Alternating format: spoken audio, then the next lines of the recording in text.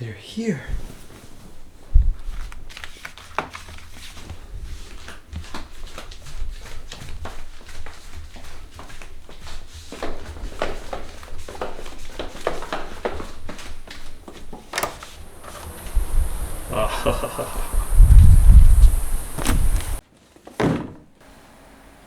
Ooh.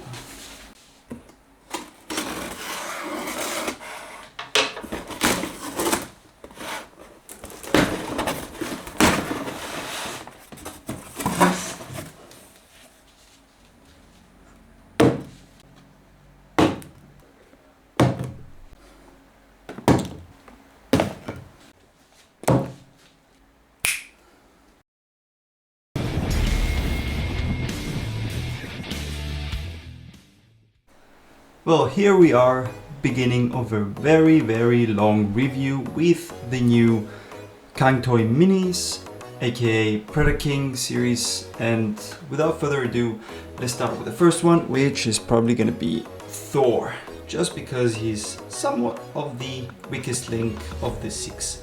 So let's get right to him.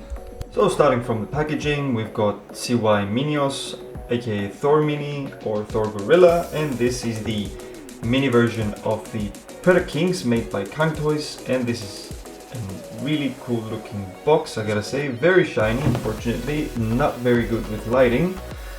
And on the bottom, some more writings. On the back we've got another photo of the robot mode, very shiny.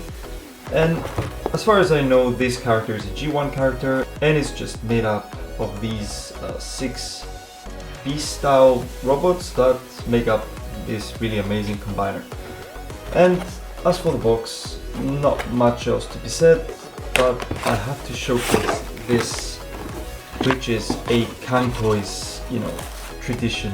I love these boxes. This is such a quality thing. I love seeing this style of packaging. It keeps your figure scratch-free and safe. So onto the figure itself. As you can see, very unlikely of me, I'll be starting the reviews with the robot modes when it comes to these figures, because it's much easier to go on to the combiner mode from the beast modes. So let's take a closer look at this figure.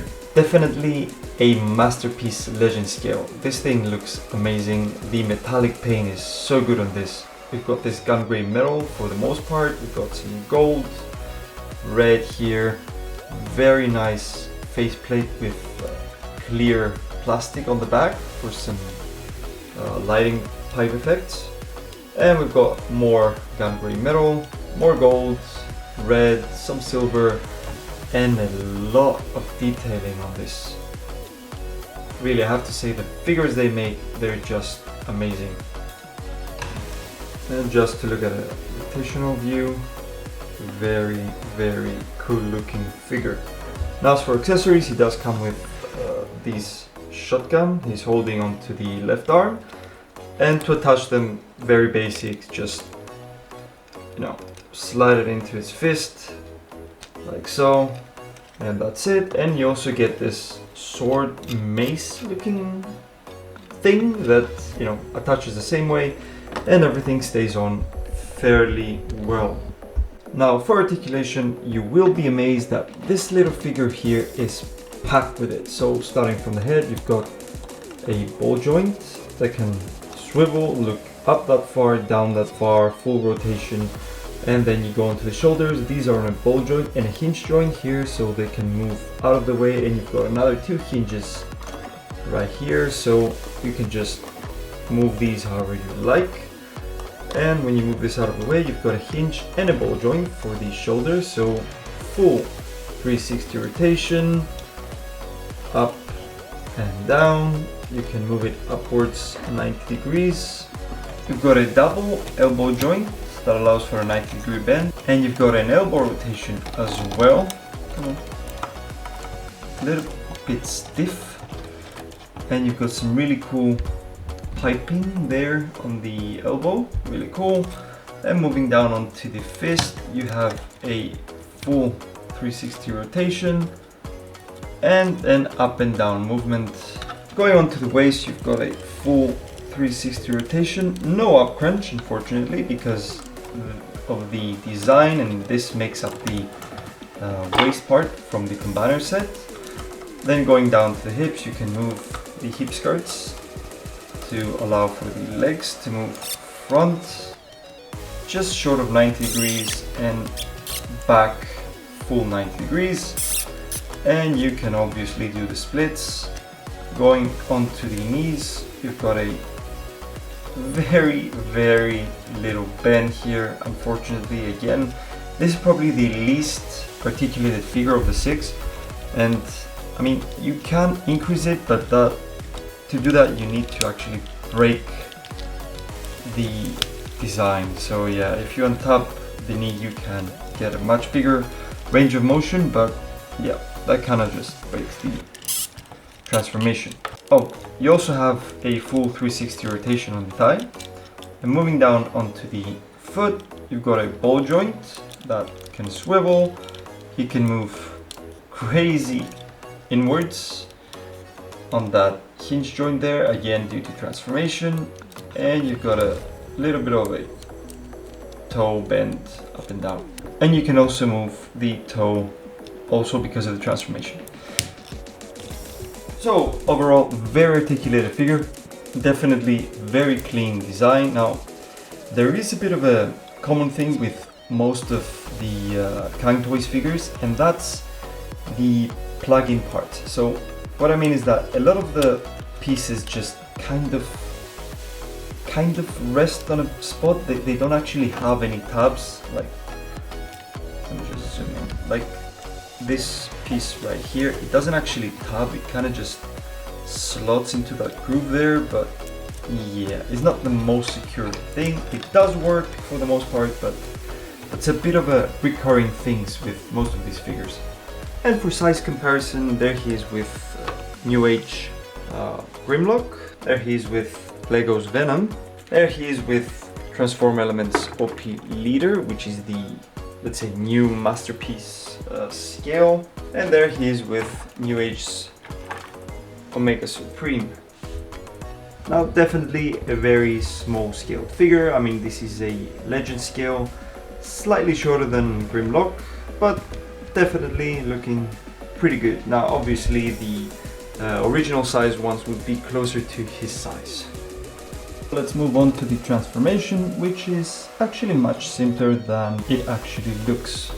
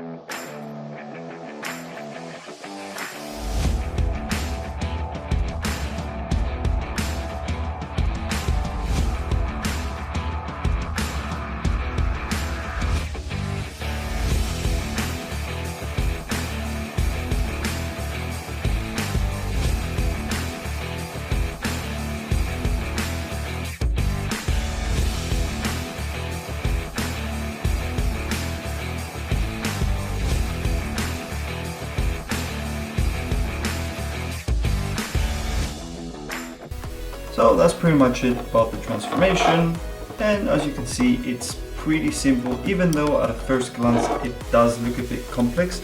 I think the reason for that is just because Cang Toys did make these series to be quite free in the range of movement, as in there is no specific positioning for the shoulders or the arms, etc., other than very minor things like these two sections here that are supposed to be tabbing onto the top of the leg, but they don't really stay in all that well.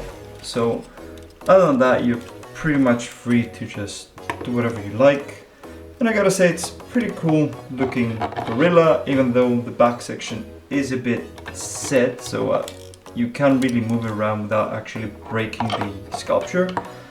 But other than that, it's pretty cool. Again, color palette is more or less the same. There's not any new differences being shown from the actual robot mode. I mean, the only major difference is that now you have these big posable gorilla hands, which are pretty cool, and I like the fact that you can actually use them in the robot mode if you so like. So let's get a closer look at the head sculpt. Pretty nice design, and the mouth does open, which is really cool considering how small this is. And as for articulation, of course the head is on the ball joint, so you can do a 360, he can move up that much, and if you break the design you can pretty much look 90 degrees up, and he can look down that far. And that's it. Again, the shoulders are on a ball joint here at the top and a hinge, so you can move them however you like, and then you've got another 1, 2, 3 hinges which are individual, so you can just move them around however you like. And then going on to the arms, you've got a ball joint on the top, so you can do a full 360, you can move it around, you can pretty much do anything on a ball joint. Then you've got another 360 rotation on the bicep, a double elbow, allowing for 180 degrees, and then moving down onto the fist, you have rotation on the fist, and as I've mentioned before, you have a ball joint and a hinge on the thumb, and a hinge for all 4 fingers. And then moving down, the waist is on a full rotation, just like before. And the legs, I mean, supposedly these are supposed to be staying put there, so you've got that range of motion on the hip part. Of course you can move it out, but if you move it out too much, this comes undone. And you also have a full rotation on the ankle and a hinge on the toes. I mean, if you break the sculpture, you can just move it however you like, but you're not supposed to do that. As for size comparison, he's pretty much the same as before, just hunched. So there he is next to Magic Square's Brawl, and here he is next to Cang Toy's Long Yan or Snarl, just for a bit of Cang Toy size comparison. Yeah, that one looks so cool. Yeah, he's just a little guy. I wish I had the original size one just to put them next to each other, but definitely a pretty cool looking little figure. So moving on to the combination transformation, that's where it gets quite a bit tricky actually. So I'm gonna try and just follow the instructions and see how well I do. So here it goes. It says first to pull this apart. It doesn't really just stay in, as you've seen in the previous transformation. It's just these 2 little holes here and these 2 tabs that just go in there, and you just pull this back. Then you need to just lift up the arm, and there's a clip underneath here, like so. It folds to the front, and you do this on both sides, so that loosens the attachment here. And then you just want to open up the chest, and you've got 4 individual sections essentially here on the top, and the rotating piece here in the middle. And then you want to rotate the chest piece very squeaky, like so, and also rotate the head, and then obviously flip the head inside. Then you want to untap these 2 pieces like so. They were just attached onto these little notches here. So essentially what you want to do with these is just rotate them to the side and try to find some positioning that allows you to actually open up and unfold this out. Flip it on the side like so, and then just flip it out. That's pretty much it for this part, and essentially you can tell that this becomes one of the leg guards. So after we're done with this part we need to move to the arms, and the instructions for these they're absolutely crap. So the best thing you can do for this is just, you know, be simple. You want to fold the arm on itself and it's gonna attach into that little notch, and then just flip the fist down like so and do this on both sides. And the arms show something about rotating bits and pieces, which is it's just weird, and I've been trying to get my head around it, but this is the easiest way. And then you just want to flip this like so that it's flipped onto this joint here, and the arm is actually on top of the shoulder. And then you just want to rotate the shoulder down like so, and then just leave the arms onto the side.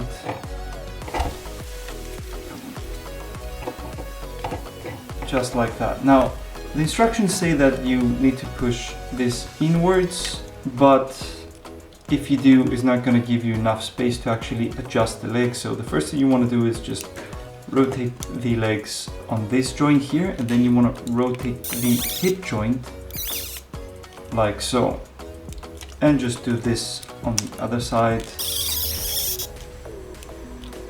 just like that. So now you can go ahead and just fold these in as you're supposed to. Let me just move this out of the way.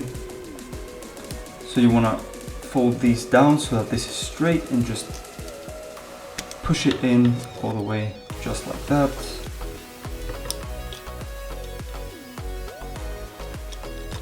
And just like that. Oh, something I forgot to mention. Yeah, this is supposed to be facing the inner side. So, come on.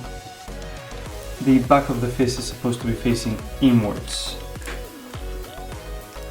Just a little detail I forgot to change. Not that it matters much, but nonetheless. So it has to be something like that. And supposedly you've got these two little tabs here, but they don't actually tab.